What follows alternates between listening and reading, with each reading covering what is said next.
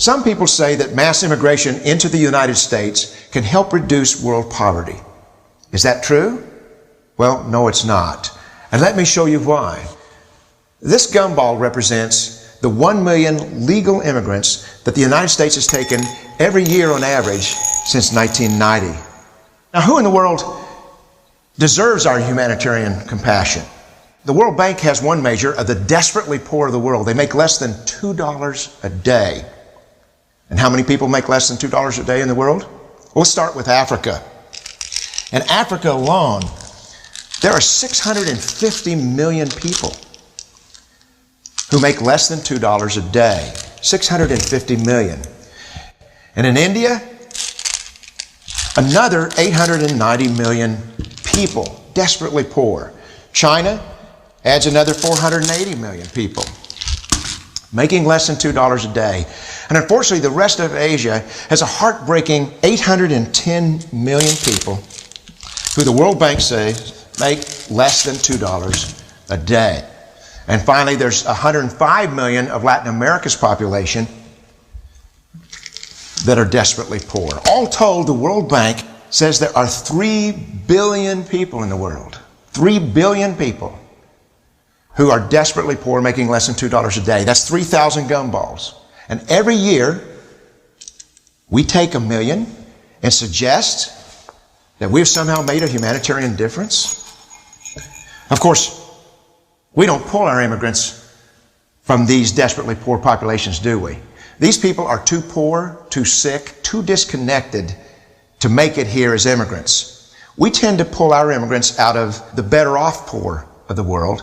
And Mexico tends to define the type of immigrant that we bring here because the plurality of people come from Mexico. And Mexico is poor. How many people in the world live in countries that have average incomes lower than that of Mexico? And the World Bank tells us that that number is these 3 billion plus another 2.6 billion people. 5.6 billion people in the world who live in countries with average incomes below that of Mexico. That's 5,600 gumballs. And so what is it that the elites are telling us? They're telling us that when we take this 1 million immigrants, that we somehow or another are tackling world poverty. And we have to do it regardless of the effect on our unemployed, the working poor, the most vulnerable members of our society, regardless of the effect on our natural resources. Even if we went by the most radical proposals in Washington, which are to actually double our immigration to 2 million a year,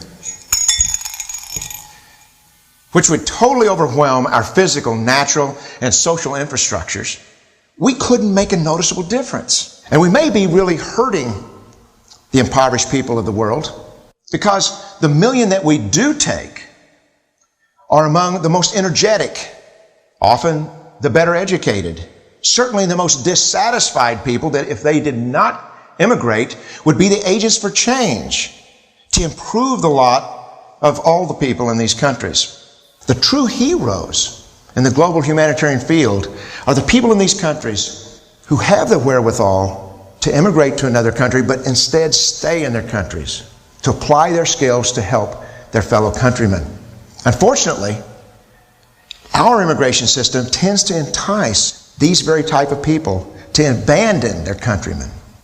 The impossibility of making even a dent is actually worse than it looks here. Because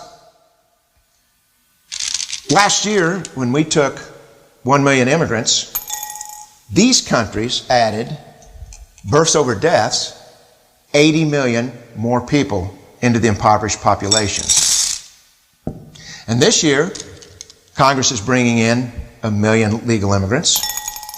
And this year, according to the United Nations, these countries are expected to add another 80 million people.